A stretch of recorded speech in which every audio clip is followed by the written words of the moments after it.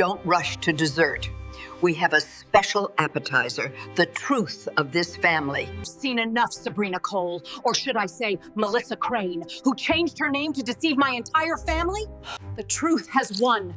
You will lose everything. The game is over. Outside, Portland was drowned in autumn rain. Fine silver drops slid down the window pane, reflecting the golden light of a two-story house at the end of Cedar Avenue where Marjorie Hale was carefully folding the last napkin on the dinner table. The house smelled of roast chicken and cinnamon, the kind of scent that once meant home. The kitchen light glowed softly, gold and forgiving, touching every corner as if to remind the furniture it was still loved. On the table, 8 place settings waited, perfectly aligned, the silverware shining in the glow of the chandelier. At the center lay a simple card that read, "Happy 65th, Mom." One blank space beneath it waited for a signature, one she already knew would never come. But still, she waited. Because waiting was what she had always known how to do best, the quiet language of mothers who love in silence. 6 p.m. Rain drummed steadily on the roof, a dull heartbeat echoing her own. Marjorie straightened the tablecloth again, though it didn't need straightening. The pendulum clock on the wall whispered its rhythm, tick-tock, tick-tock. Each beat wound itself around her ribs, like a tightening string. She picked up the phone and dialed. "Daniel? Are you on your way?" Silence. Then the automated voice, impersonal, merciless. "The number you have dialed is not available." She tried Sabrina next, her daughter-in-law, always polite, always a little too polished. This time, there was no connection. The call dropped before it began. Her hand trembled so violently that the phone slipped from her grasp, clattering against the wooden floor. The sharp sound startled her, too final, too loud for a quiet house. She bent to pick it up, and when she looked up, the glass door reflected her face. A woman with gray-silver hair slightly undone, eyes clouded, and a smile that trembled but refused to break. "Maybe they're stuck in traffic," she whispered. "They'll be here soon." 7 p.m. The rain had softened to a mist, the air turning colder, sharper. The roast chicken no longer filled the room with comfort, only the heavy scent of salt and cooling fat. She opened the front door and looked out at the empty street. No headlights, no voices, no laughter spilling from a car. Just the flicker of a dying street lamp, blinking as if uncertain whether to stay alive. Inside, the table remained untouched. 8 chairs, 8 ghosts. Each one, a hollow in her chest. The cake in the corner, white frosting, carefully piped letters reading, "We love you, Mom," had begun to sag, the sugar melting under the heat of the lamps. Desperate for sound, she turned on the TV.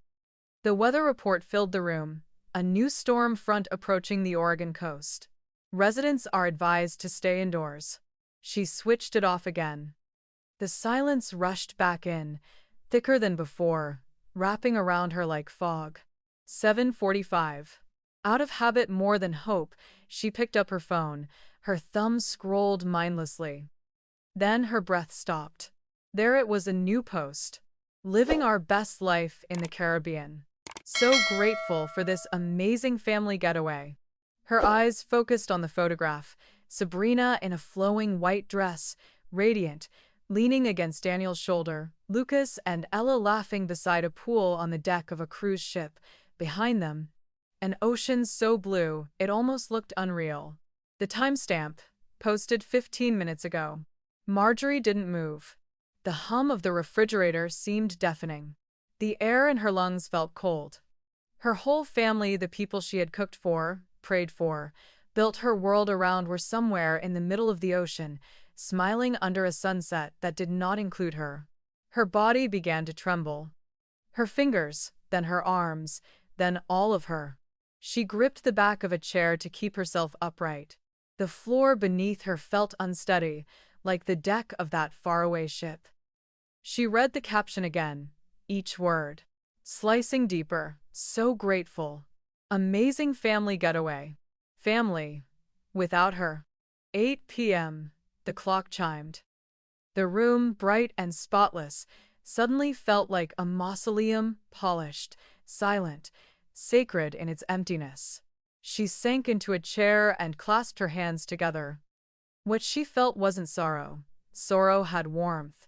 This was hollow, a vacuum that stripped her breath away. In the corner, a framed photograph from Daniel's wedding day still sat on the shelf. Sabrina in white, smiling that perfect smile, Daniel beaming beside her, and Marjorie, proud and hopeful, standing between them, unaware that hope can sometimes be the cruelest disguise of all. She lifted the frame, tracing the glass with her thumb. "Did you choose right, my son?" she murmured, her voice rasping like wind through a cracked window. A drop of water landed on her hand, cold, sharp. She startled, looking up at the ceiling for a leak. But it wasn't rain, it was her own tear sliding off her chin onto the glass. 8:20 p.m. One by one, she turned off the lights, leaving a single candle burning on the table. The flame cast her face in halves, one side soft, the other carved from fire. Her eyes no longer glistened with grief. They were still, measured. Awake. Somewhere, deep inside, a voice her own, but older, colder, began to whisper. "If they've erased me from their table, then I'll make sure they remember the name Marjorie Hale for the rest of their lives." The words came softly, but they carried a precision that cut through the air. No longer the fragile murmur of a wounded mother, but the first heartbeat of a woman who refused to vanish. Outside, the rain stopped. Portland exhaled into silence. The candle flickered once, twice, and went out, leaving a thin spiral of smoke twisting toward the ceiling. In the darkness, only one sound remained: the pendulum clock, relentless and calm. Tick, tock, tick, tock. A countdown had begun, not to an ending, but to the birth of a plan. When you're pushed to the bottom, there are only two choices, she thought, rising from the chair and staring into the reflection of her shadow on the window. Drown, or rise with your own hands. And on that quiet, forgotten birthday, the night no one came, Marjorie Hale chose to rise.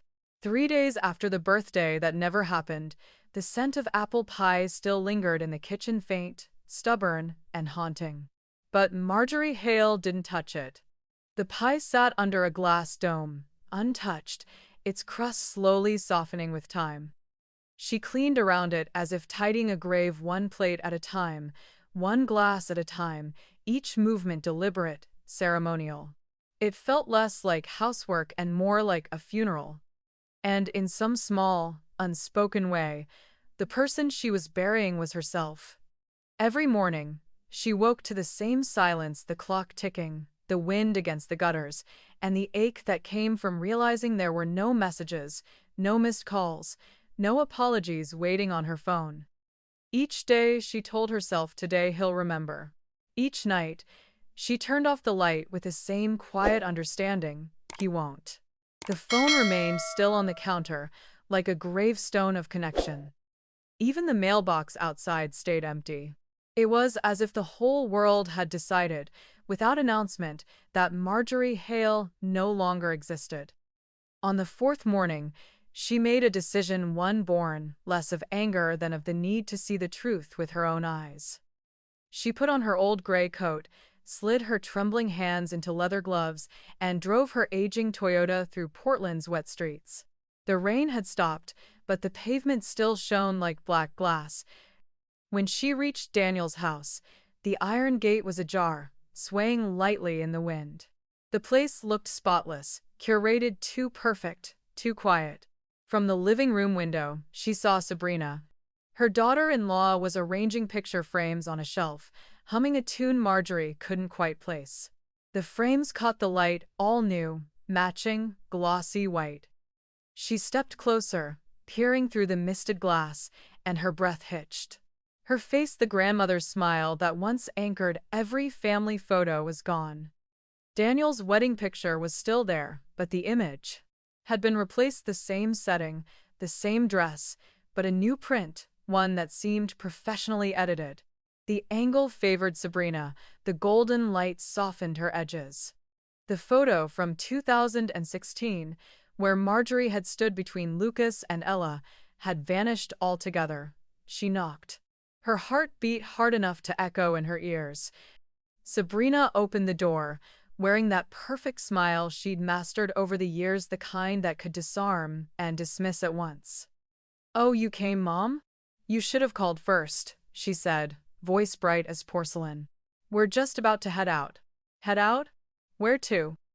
"Oh, just taking the kids for a little weekend trip. Daniel's getting the car ready. Maybe stop by next week, okay?" The sweetness in her tone was so polished it hurt to hear.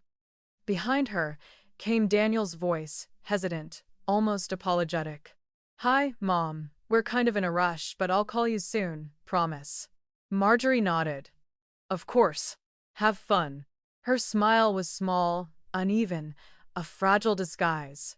The door closed softly, yet the sound struck like a lock turning on an invisible cage. That afternoon, she stopped by a small cafe along the Willamette River, one she used to visit with Lucas for hot cocoa. The young barista recognized her and smiled. "Haven't seen you in a while, Miss Hale. How was your birthday?" Marjorie's lips curved into something that resembled a smile. "Lovely," she said quietly. "Really lovely." Her voice rasped, as if strangled halfway between laughter and tears. When the girl left, Marjorie sat by the window, watching the river's slow current. Fallen leaves twirled on the surface, spinning once, twice, then vanishing beneath the dark water. That's what she felt like, a leaf once part of a branch, now carried away, unmissed. Evening fell early. Out of habit, she opened her phone again. Another post glowed on the screen. Family movie night. Nothing better than home. In the photo, Sabrina sat nestled under a blanket with Daniel and the kids, soft lamplight warming the room. The same room that had once held Marjorie's rocking chair, the one where she had sung lullabies to Lucas when he had nightmares. Now, the chair was gone, and so was she. A comment below read, "You have such a perfect family." Sabrina replied with a heart emoji. Marjorie stared at the word perfect until it blurred. She wondered how many people scrolling past would notice that one person was missing and knew the answer. None. The world rarely asks who's been erased from the picture. The next morning, while pruning her rose bushes, she saw her neighbor June walking her dog. June waved, newspaper tucked under her arm, coffee steaming in her other hand. She hesitated, then crossed the street. "Marjorie," she began softly. "I don't mean to pry, but I heard something from Sabrina's house." Marjorie looked up. "Oh?" June lowered her voice. "She mentioned you've been a little forgetful lately? Maybe confused?" The pruning shears froze in Marjorie's hand. She forced a thin smile. "Forgetful?" June flushed. "I don't believe it, of course. I just thought you should know. She said you once forgot your grandchild's name, but that doesn't sound like you." A cold shiver crawled down Marjorie's spine. The seed had been planted small, quiet, dangerous. Soon, others would hear it. And by the time she tried to speak, they'd already believed the lie, that she was fading, unreliable, a woman slipping into confusion. Marjorie wiped her hands on her apron, her voice calm but edged with steel. "Maybe she's mistaken, June. The one losing her mind isn't me." She turned away, her steps measured and sure. Each one cut through the fog of illusion Sabrina had built, revealing the outlines of something sharper beneath purpose. That night, her bedroom light flickered softly as she spread old photographs across the sodding Purpuria's carpet. Daniel's wedding. Lucas's third birthday. Ella's first Christmas. Each image once proof of belonging, now evidence of disappearance. She ran her hand over the glossy paper over faces that smiled without seeing her. The lamplight quivered, and for a brief, aching moment, she felt as though she truly had become invisible, a ghost wandering her own life, unseen and unheard. Then she stood and faced the mirror. The reflection that met her was tired, wrinkled, but those eyes glowed with something new. It wasn't sadness, it was recognition. For the first time in years, she wasn't begging to be seen, she was seeing clearly. "She's erasing me," she whispered to the woman in the mirror. "Bit by bit. But she forgets. I used to teach literature. I know how to rewrite a story." The lamp flickered once more, casting her reflection in alternating light and shadow. Pain, sharpened into purpose, became something almost beautiful. Night deepened. On the bedside table, one photo remained, little Lucas at 3 years old, laughing, eyes bright, unaware of the storm he'd been born into. Marjorie placed the photo beside her pillow and traced his cheek with her finger. "If you don't truly belong to them, my dear," she murmured, "I'll find where you do." Outside, the wind rustled through the rose garden. Petals loosened, tumbling across the porch, each one a small, soft mark, the beginning of a woman no longer content to haunt the edges of her story, but ready to step back into the light and reclaim her name. And that night, the invisible woman began to reappear. When the people you love start pretending you don't exist, what would you do? Comment 1 if you'd fight to be seen again. Comment 2 if you'd walk away and start your own story. That morning, Portland lay beneath a heavy blanket of fog, thick, damp, and ghostly white. The light filtering through the kitchen window turned every object into a memory. The teapot gleamed like silvered glass. The wooden table seemed older than it was. And Marjorie Hale herself looked like a woman living in the echo of her own life. She had just poured hot tea into her favorite china cup when a sound interrupted the stillness. 3 knocks, slow, measured, hesitant. No one ever came to visit her in the mornings. The mail had already been delivered, and her neighbors, polite but distant, rarely crossed the street without purpose. For a long moment, she stood frozen, hand hovering over the table, her pulse quickening with a dangerous thought. Could it be Daniel? The thought alone made her heart beat faster. She wiped her hands on her apron, smoothed her hair with trembling fingers, and walked to the door. Through the frosted glass, she could see a figure, a man, tall and still, his outline blurred by the mist. A long coat, hands deep in his pockets, posture uncertain. Not a mailman. Not anyone she knew. Marjorie opened the door just enough to let in a strip of cold air, the safety chain still hooked. "You must be Mrs. Hale," the man said. His voice was rough, strained, as though unused to speaking. "Yes," she answered cautiously. "Who are you?" The stranger hesitated, eyes flicking toward the street, as if checking for watchers. "My name's Ryan Cooper," he said quietly. "I know this will sound insane, but I need to talk to you about Sabrina Cole." That name dropped between them like a stone into deep water. The silence that followed rippled through her chest. Marjorie's breath caught. Every muscle tensed. "How do you know my daughter-in-law?" she asked slowly. "What is this about?" Ryan exhaled sharply, his breath clouding in the cold. "Because she wasn't always Sabrina Cole," he said. "Before she vanished, she was my girlfriend. And she was pregnant." The words seemed to split the air in two. Marjorie's hand tightened around the doorframe. Her skin prickled as the chill crept under her collar, crawling up her spine. "What did you just say?" Ryan reached into his coat and pulled out an old photograph, slightly bent, faded at the edges. A young woman sat at a cafe table, her hair golden and loose around her shoulders, her smile small and secretive. It took Marjorie only a single heartbeat to recognize her.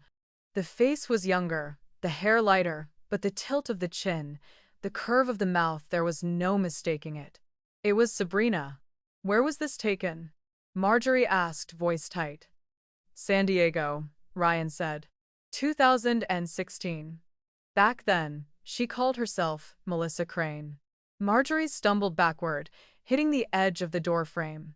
That name, Melissa, struck her like a memory she didn't know she had. Suddenly, moments she had dismissed as odd came flooding back, Sabrina's vague stories about her childhood, her ever-changing versions of where she grew up.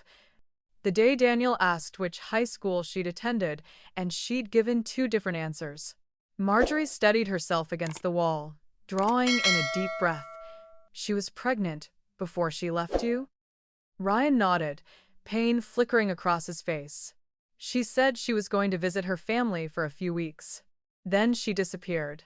No calls. No trace. I looked everywhere. I thought she was dead until 3 months ago when I saw a post online. Sabrina Cole, wife of Daniel Hale. He took out his phone and opened a photo, the one from the Caribbean cruise, the same image Sabrina had posted on Marjorie's birthday. The screen glowed between them, cold and merciless. Ryan zoomed in on the little boy smiling in the picture, dark brown eyes, a faint scar on his chin. He reached into his wallet and unfolded a smaller photograph of himself as a child. The resemblance was undeniable. "That's Lucas, right?" Ryan said softly. His voice broke. 7 years old. The same age my son would be. Marjorie sank into the wooden chair on the porch, the world spinning around her. The wind sliced through her thin sweater, but she didn't shiver. Her mind was racing backward through birthdays, through lullabies, through every small thing that suddenly seemed like a clue. Sabrina lying about the due date. The missing hospital records. The doctor she never let Marjorie meet. Her voice came out faint, almost a whisper. "Do you have proof?" Ryan nodded. He reached into his coat and pulled out a thick envelope. "I hired a private investigator," he said. "I needed to know what happened. Melissa Crane changed her name 3 times in 7 years. Portland was just one of the stops. Every city she left a man behind, heartbroken, confused, and drained." Marjorie opened the envelope. Inside were photocopies of documents, an old marriage certificate under the name Melissa Crane, a passport photo, and a half-completed birth certificate. The father, Ryan Cooper. The mother, Melissa Crane. The date of birth a perfect match to the day Lucas was born. She looked up, her lips trembling, the truth clawing its way into her chest. "If all this is true," Ryan finished for her, his tone hollow but steady, "then the boy you call your grandson is my son." The words hung between them, thick and irreversible. The only sound was the wind knocking softly against the porch railing. Marjorie looked at him, his weary eyes, his rough hands, and saw no hint of deceit. There was no hunger for money or revenge in his expression, only grief. The kind of grief that came from years of searching for something you'd lost before you even knew it was gone. They sat in silence, the air between them heavy with understanding. Finally, Marjorie spoke, her voice trembling but clear. "If what you say is true, Ryan, she didn't just deceive you. She trapped us all, my son, my grandson, my family. We've been living inside her lie." Ryan's throat tightened. "I don't want to ruin anyone's life," he said quietly. "I just want my truth. My son deserves to know where he comes from." Marjorie turned toward the garden, the same one Daniel had helped her plant decades ago. The white fence, once bright, was now streaked with moss and rain. The roses drooped in the chill air. She pressed a hand to the cold windowpane, her reflection faint against the glass. Pain was there, yes, but also something else, the hard, sharp edge of purpose. "If this is true, Ryan," she said, her voice low but resolute, "then she didn't just steal your child. She stole my soul." For the first time in months, Marjorie's eyes didn't well with tears. Inside them, a faint light began to spark, small but unyielding. Ryan looked at her and understood that, after 7 years of searching alone, he had finally found what he needed, not just evidence, but an ally. Marjorie stood. Her posture straightened, the years falling away for a moment. When she spoke again, her voice was calm, but it carried the authority of a verdict. "Come inside, Ryan. Tell me everything." The door swung open, and as it closed behind them, the fog outside began to lift. Sunlight cut through in thin, silvery beams, falling across the rusted nameplate on the porch, Hale Residence. A gust of wind stirred the chimes above the door. They clinked softly at first, then louder, echoing down the street, a haunting, metallic song that carried a warning. A storm of truth was coming. And this time, Marjorie Hale would be ready to meet it head-on. Ryan laid the envelope on the kitchen table as if he were placing a sleeping thing that might wake into a howl.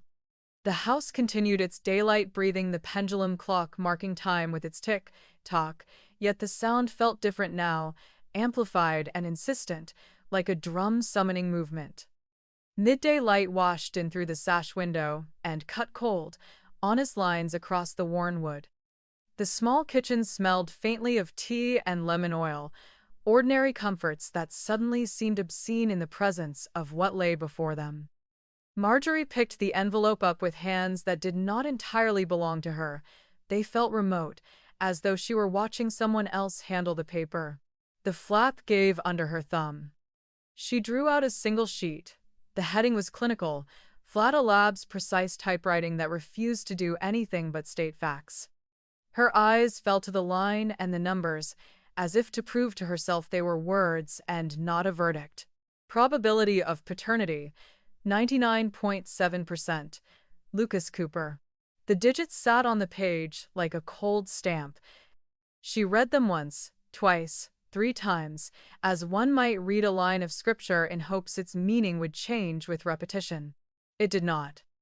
The truth, once written in a language this decisive, does not retreat. For a moment, the kitchen and everything in it slipped from focus. Lucas, the child she had fed, soothed, patched, and held through fevers and scraped knees, was no longer purely her blood. The memory of his small weight on her lap, the way his head had curved into her shoulder when sleep took him, the whispered grandma that had once been the purest sound in her life, all of it shimmered and shifted, as if a light had been moved, and the familiar room suddenly showed new, unsettling angles. Anger rose first like heat under skin, immediate and hot. It burned into something sharper soon after, a precise, cold fury that steadied her limbs rather than shaking them. She folded the sheet with true fingers that tightened until the paper rasped. Small crescents of her nails marked the page.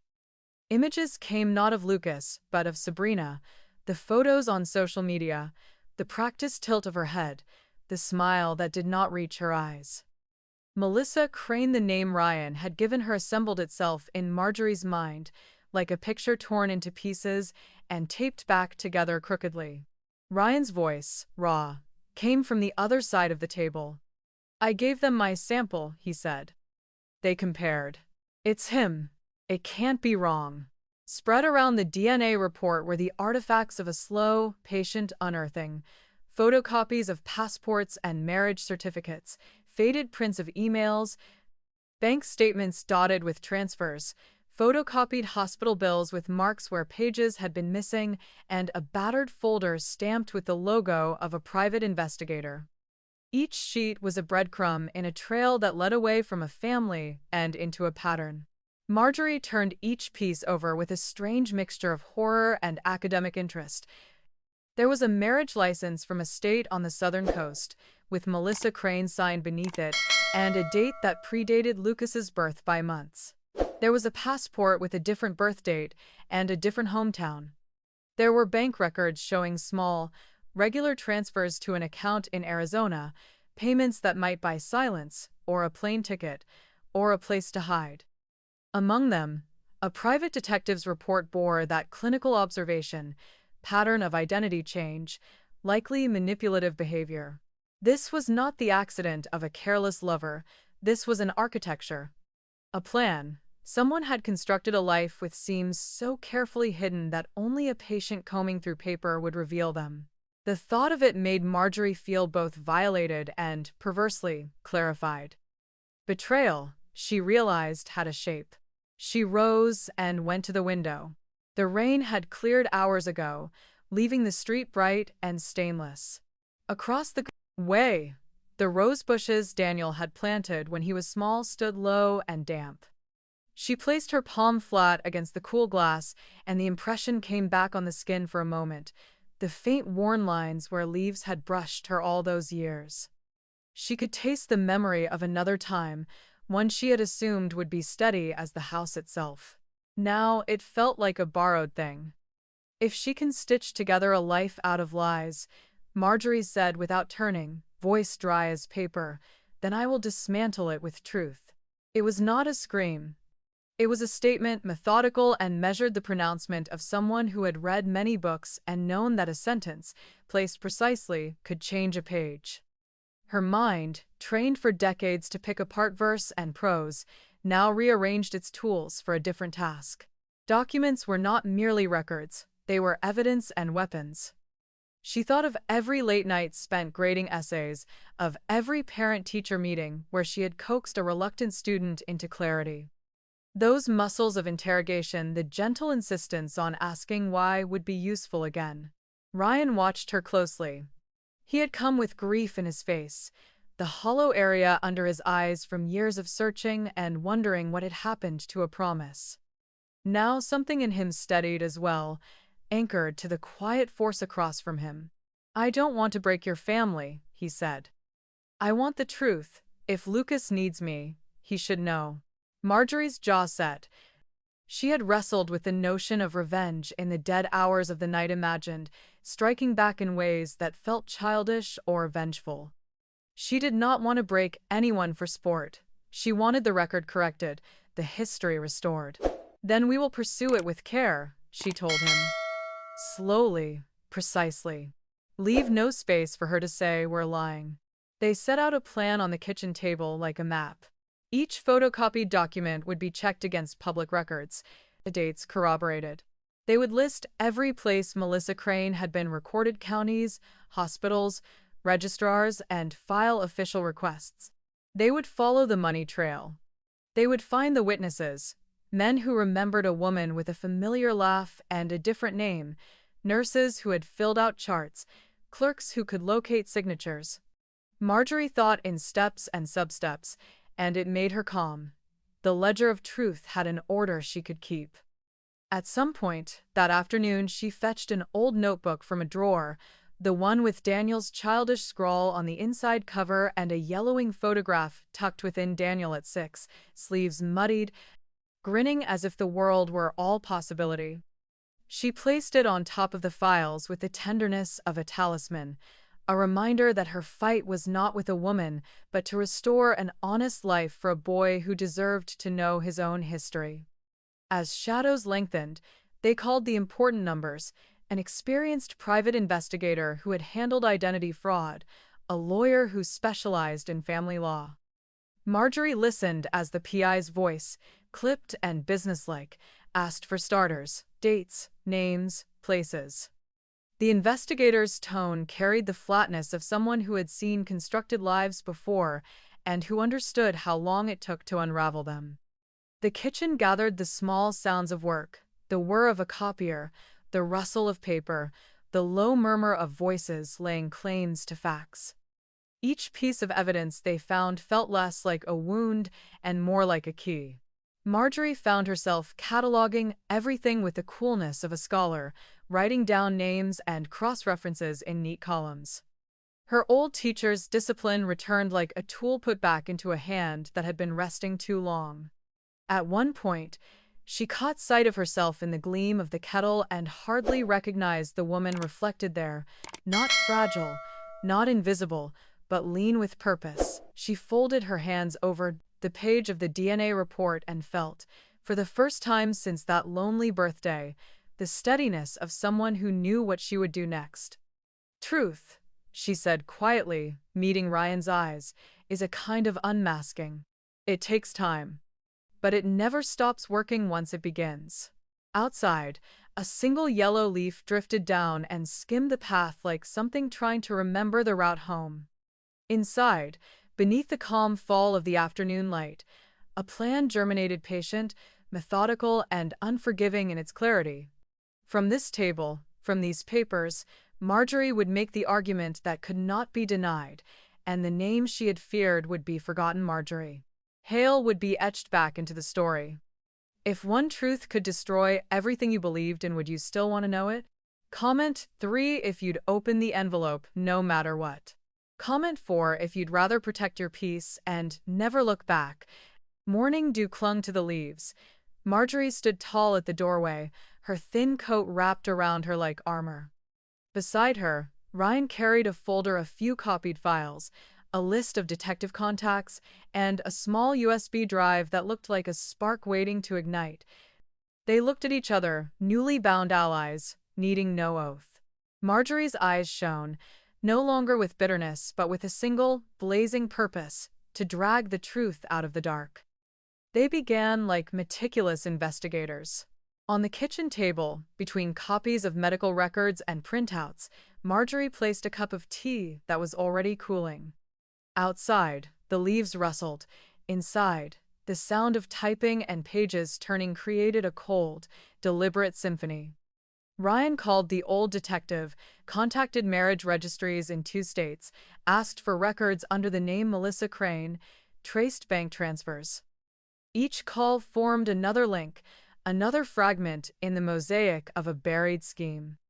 The sequence unfolded like a slow montage, Marjorie sitting in her small library, eyes fixed on a birth certificate, lips pressed tight, Ryan standing outside a hospital gate, stooping to pick up an old flyer that bore her name, the two of them moving through clerks' offices across Portland, San Diego, and a dusty town in Arizona, every place leaving just enough of a trace to complete the chain.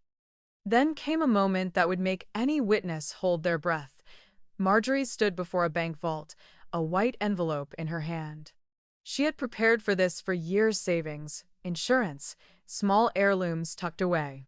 Today, she opened the safe, her hand steady, and transferred every last dollar into a new envelope.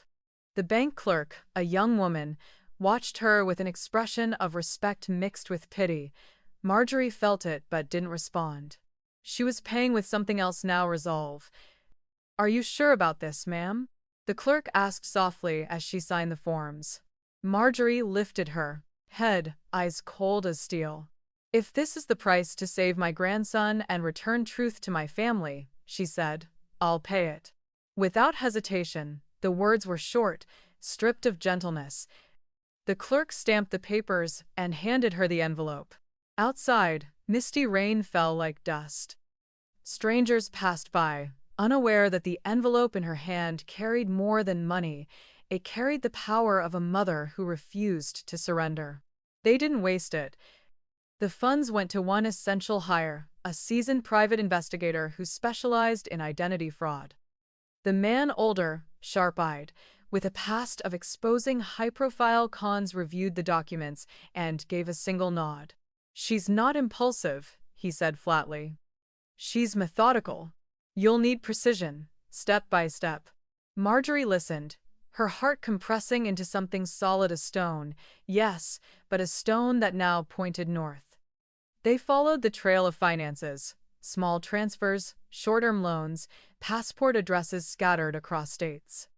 Ryan stayed up late, calling men who had once been married to Melissa, gathering fragments of stories long forgotten: the rented car returned under a false name, the old email with a flirtatious signature, a hotel membership under a fake ID.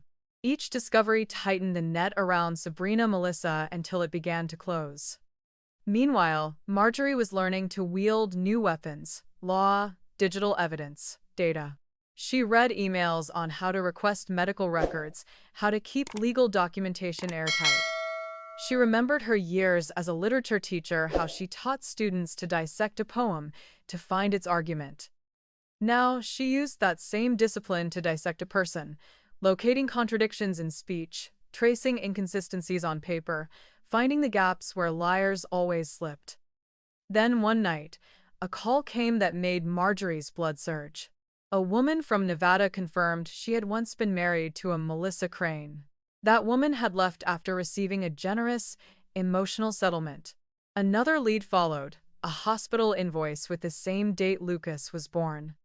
Piece by piece, the wall of evidence rose solid, undeniable. The chapter closes on Marjorie sitting at the wooden table, surrounded by thick folders. The lamp cast her face in amber light. Ryan stood behind her, leaning on the chair, exhausted but calmer than he had been in years. Marjorie picked up her pen and wrote a single line in her notebook, a pledge disguised as a list. Begin. Call lawyer. File documentation. Protect Lucas. No mercy. It was the moment of transformation from the hunted to the hunter. Not a loud, fiery rage, but a honed, glacial determination. Emotion no longer shouted. It whispered deep, steady, like cold seeping through fabric, turning the chained woman into one who carried the sword. When they stepped outside, night had fallen. Streetlights shimmered in puddles left by the rain. Marjorie pulled her scarf tighter, eyes fixed on the road leading to Daniel's house. And for the first time in years, she felt something unfamiliar. She was not alone.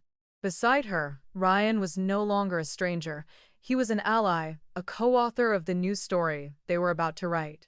At the end of the street, their shadows stretched long across the wet pavement, two silhouettes crossing into battle. And back in Marjorie's kitchen, the clock kept its beat. Tick-tock, tick-tock, each strike a drum roll guiding them toward the coming night of reckoning. A light rain fell over Portland. Fine as silk, it wrapped the wooden house on Cedar Street in a veil of mist where Marjorie Hale stood calmly laying out the tablecloth, her hands steady as if armored by purpose. On the stove, the roast sent out a rich, slow scent. A fresh apple pie steamed softly on the counter. The same kitchen that once witnessed her loneliest birthday now glowed with light again, ready for another dinner. But this time, it wasn't a celebration. This time, it was a trial. Daniel and Sabrina arrived precisely at 6, as if punctuality could prove their family's perfection. The children ran in first, Lucas grinning wide, Ella clutching her mother's leg. Sabrina looked flawless, as always, a cream-colored dress, soft curls, a smile polished to precision. Yet when her gaze crossed the table and met Marjorie's eyes, a flicker of hesitation crossed her face, the instinct of someone who senses her mask is about to be torn away. "It's wonderful to have the whole family together again," Marjorie said evenly. Sabrina returned the rehearsed smile. "We've missed you so much." Daniel sat down, uneasy. He had no idea that Ryan Cooper was waiting outside in his car, only a few yards away, holding the original files and a copy of the DNA test folded neatly inside his coat pocket. Dinner began in silence. Marjorie served each plate, asking harmless questions about work, about Ella's school. Her tone was gentle, but her eyes were not. They belonged to someone directing a play whose ending only she knew. When the main course was finished, she set her knife down and looked around the table. "Everything taste all right?" Daniel nodded. "Delicious, Mom." Sabrina smiled and raised her wineglass. Marjorie lifted hers too and said quietly, "Before dessert, we should talk about the truth." The clinking of silverware stopped. Sabrina gave a small laugh, feigning calm. "The truth about what, exactly?" Marjorie didn't answer. She stood, opened a drawer, and took out a yellow envelope. She placed it in the center of the table, between the half-finished plates. Every movement was deliberate, rehearsed as if she had been preparing her entire life for this moment. "This," she said, her voice level, "is the DNA test result for Lucas." The air froze. Daniel looked up, his face a mix of fear and confusion. Sabrina didn't move, but her hand under the table clenched white. "Mom, what are you talking about?" Daniel stammered. Marjorie met his eyes, sorrowful, but unwavering. "It's something you need to read, Daniel, right now." Sabrina shot up, her voice sharp and trembling. "This is insane." "What are you doing, Marjorie?" Marjorie turned toward her, her gaze sharp as a blade. "Or should I say, Melissa Crane?" The name struck the table like thunder. Daniel froze. His wineglass slipped from his hand and shattered on the floor. Sabrina stepped back, face drained of color. You're making no sense." But her voice shook, Her lips quivered without sound. Marjorie slid the envelope toward her son. "Read it, Daniel. You need to see it with your own eyes." His hand trembled as he opened it. His eyes traced the sterile lines, the cold numbers, and then stopped at the final line. Probability of paternity, 99.7% Ryan Cooper. His expression shifted from disbelief to horror. His voice cracked, raw and broken. "No, no, that's impossible. Sabrina, say something." Sabrina drew a long breath, trying to steady herself. "It's fake. Someone's trying to frame me." But Marjorie saw it, the collapse behind her eyes. She tossed another stack of papers onto the table. Copies of marriage licenses under the name Melissa Crane in 2 states, bank transfers, and an old photo of Sabrina with Ryan. "This," Marjorie said, her tone low and cold, "is your previous life. You disappeared from his world while pregnant. 3 months later, you showed up in Portland with a new name, a new story, and a belly ready to deliver to a man naive enough to believe he was about to become a father." Daniel stood so abruptly, his chair toppled backward. He stared at his wife as if seeing a stranger. 7 years, Sabrina. 7 years, I believed you. Lucas, he's not my son? Sabrina began to cry, but the tears never came. "I love you, Daniel. I just lie to me?" His voice cracked like a whip. Was it all a lie? "My whole life, my mother, my son, everything?" Ella whimpered from her seat. Lucas looked around, confused, his wide eyes filling with tears. Marjorie bent down, gently lifted Ella from the chair. "Come to the living room for a bit, sweetheart," she whispered. The child clung to her neck, sobbing softly as Marjorie carried her away. When she returned, Daniel's head was bowed over his hands, and Sabrina stood against the wall, pale as marble. Marjorie's voice was slow, deliberate. "You didn't just deceive my son. You used a child as a tool. You destroyed 2 men just to survive." Sabrina's eyes flared with desperation. "You don't understand. I did what I had to do. I had no choice." Marjorie stepped forward, her voice calm and lethal. "We've all had to survive, Melissa. But survival doesn't give you the right to trample others to do it." Sabrina's breath came fast. She grabbed her purse suddenly. "You'll regret this, all of you." She ran to the door and burst into the cold rain. Outside, Ryan was waiting. When she opened the door, the headlights hit her full on. Their eyes met and she froze, truly afraid for the first time. Ryan said nothing. He only looked at her, the look of a father who had been robbed of his child and who now, finally, had justice staring back at her. Sabrina turned and fled into the rain, her figure dissolving into the mist, a ghost running from her own guilt. Inside, Daniel collapsed into a chair, face blank and drained. Marjorie approached, resting a hand on his shoulder. Her voice was soft but unwavering. "You lost a lying wife, son, but you've just regained a real family." Daniel broke down, crying not the tears of a grown man, but the sobs of a boy his mother had once pulled from the storm. Marjorie wrapped her arms around him, her hands trembling, yet firm. Outside, the rain kept falling, washing everything clean. On the table, the DNA report lay damp with tears, its ink smudging into gray, but the truth itself gleamed sharp as a blade beneath the light. When the truth finally sits across the table from you, do you confront it or stay silent? Comment 5 if you'd speak, no matter who it hurts. Comment 6 if you'd keep quiet because some truths burn too deep. Night rain poured down as if someone were washing the entire city clean. Raindrops beat against the porch roof, running down the cold stone steps where Sabrina Cole, or rather, Melissa Crane, stood drenched, her cream dress clinging to her trembling body. The streetlight caught her face, makeup streaked, eyes hollow, lips quivering in the chill. Everything that had once made her the picture of a perfect wife now looked like a wax mask melting in the rain. She took a step back when she saw Ryan Cooper standing only a few feet away. He didn't advance, didn't shout, didn't rage, he just looked at her. That look was enough to make Sabrina's breath falter. It carried every year of betrayal, erasure, and now, confrontation with truth. "What did you do to me, Melissa?" Ryan's voice was low, rough but strangely calm. "You disappeared. You took my son. Then you used him to build yourself a new life." Sabrina opened her mouth, but no words came. She shook her head, rain flying from her hair like counterfeit tears. I just wanted a different life. You don't understand. I loved you once, but I had to lie?" Ryan cut in. "Had to use a child as your ticket to survive?"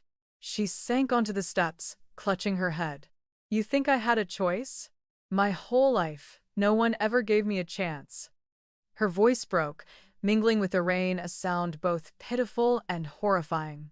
Ryan crouched slightly and set a final envelope on the wet stone between them. Inside, legal custody papers prepared by his lawyer. "You do have a choice, Melissa. You can leave. But Lucas stays." Sabrina looked up, eyes red and burning. "You'll regret this, all of you."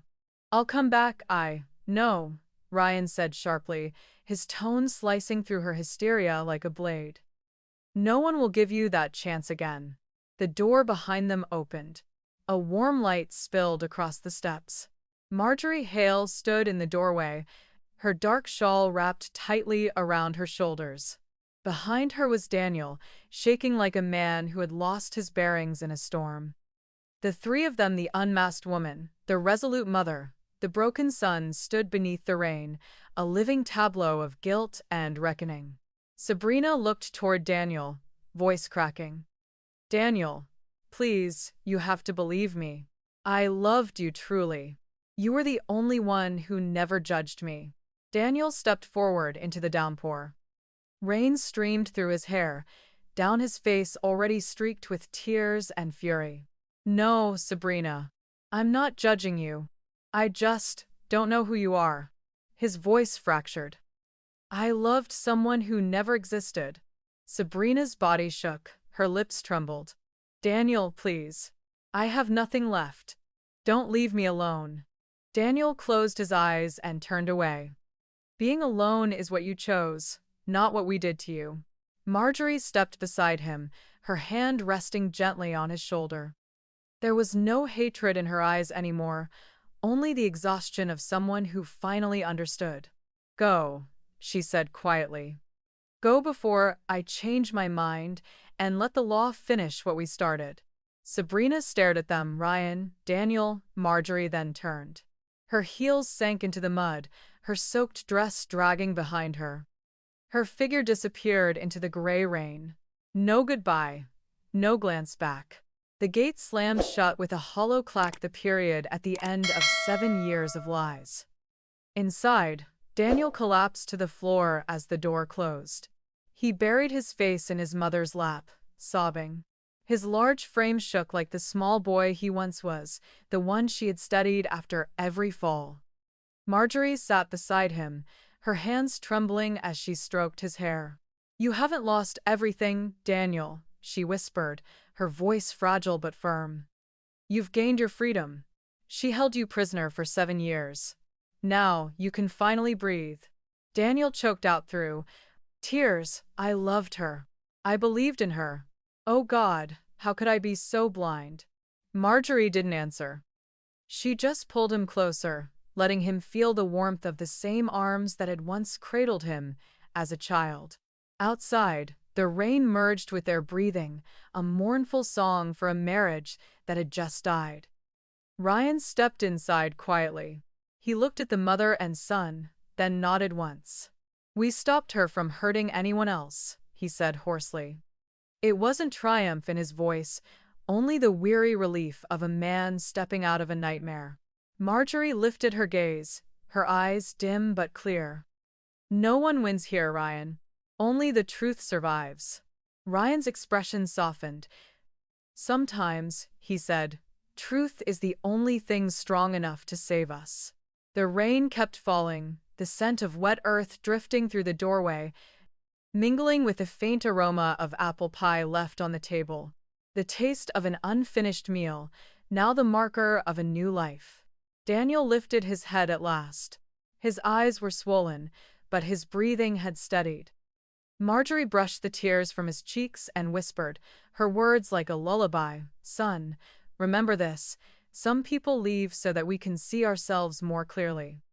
And some nights must be dark, so we'll know how precious the dawn truly is." Outside, the storm began to ease. In the darkness, the light from Marjorie's house still glowed small, but steady, like the heart of a mother who had just pulled her family back from the edge of deceit. 6 months had passed. Spring arrived early that year, carrying the scent of clean rain and young grass drifting through the window of the little wooden house on Cedar Street. The house that had once echoed with silence now pulsed with laughter. In the kitchen, Marjorie Hale was setting plates, while the sound of children's voices rang from the living room. "Grandma!" Lucas called out, his voice bright and clear. "Daddy Ryan brought the cake." Marjorie turned around. The door opened, and Ryan Cooper stepped in, raindrops on his coat, a large box in his arms. Behind him came Daniel, carrying a basket of vegetables, smiling softly. The two men shared a quiet glance, an understanding that needed no words. They had once stood on opposite sides of grief, and now they stood side by side in something new. Two fathers, one child. Ella ran to Daniel's leg, babbling stories from school. Lucas climbed onto a chair, eyes wide at the cake box. "Chocolate cake. Just like my last birthday." Ryan laughed, ruffling his son's hair. "This time with strawberries, because Grandma likes them." Marjorie chuckled. "You remembered that, did you?" Lucas tilted his head. "'Cause Daddy Ryan says family means remembering what other people love, right?" She looked at the boy, the child who had once been the scar of their family, now the bridge binding them together. His curls were damp, his eyes the same deep brown as his biological father's, but his smile carried Daniel and something of herself. Her heart trembled, not with pain this time, but with gratitude. They gathered around the table, no formalities, no pretenses. Only voices weaving together. Ella talking about her dance recital, Lucas proudly showing his math grade, Daniel teasing Ryan for burning the toast. Marjorie listened, her heart melting into the golden light that filled the room. The wall behind her had changed. Where old photographs once hung, where she had been erased now, stood a new frame. All 5 of them, standing on the front porch. Daniel and Ryan in the center, each with a hand on a child's shoulder. Ella beaming in Marjorie's arms. The photo wasn't perfect. Lucas's eyes were closed, Ryan's head slightly tilted, but it was so real it made her want to cry. No one was missing from the frame anymore. Marjorie rose and walked closer, touching the edge of the frame. In the glass, her reflection merged with theirs, one image, 2 generations, all still here. Daniel came up beside her. "Mom, are you okay?" he asked quietly. She nodded, her eyes glistening. "Better than ever." From the kitchen, Ryan called out, "Coffee's ready." "But I think Lucas snuck a spoonful of frosting first, didn't you, buddy?" Lucas covered his mouth and giggled. The whole room erupted in laughter, a laughter that mingled with the breeze and the scent of coffee, filling the house like a new song. That afternoon, after the meal, they went out to the garden. The sun was dipping low, its light skimming the tops of the rose bushes Marjorie and Daniel had planted years ago. Now, between those blossoms, Ryan and Daniel were helping the kids build a wooden birdhouse. The sound of sawing wood, children's laughter, and a mother's soft chuckle blended into the music of a life rewritten, no false notes, no empty silences. Marjorie sat in her old rocking chair, hands clasped in her lap. A gentle breeze carried the faint scent of apple pie. Somewhere in her memory, she heard her own voice from 6 months ago. "If they want to erase me from the story, I'll rewrite it myself." She had done it, not with hatred, but with truth and the quiet strength of a mother who refused to vanish. The sunset streamed through the trees, painting her face in gold. Marjorie smiled, her voice drifting like a whisper to whoever might be listening. I once thought my 65th birthday was the end, but it turns out it was the day I began to live honestly. That night, after everyone had gone home, the house settled into warm stillness. Marjorie poured herself a cup of tea and gazed out the window. The sky was clear, and along the eastern horizon, the first light was rising. Dawn came, early sunlight, spilling through the glass, touching her face, peaceful, strong, seen once more. She set her cup down and opened her phone. Under a video documenting her journey from that lonely birthday night to this day of reunion, she typed the final line: "If someone has ever tried to erase you from their life, comment the city you're watching from so I'll know how far this story has reached." The screen glowed, reflecting the shimmer in her eyes, the eyes of a woman who had walked through darkness and returned to light. Outside, the sun lifted higher, gilding the little house and the photo on the wall.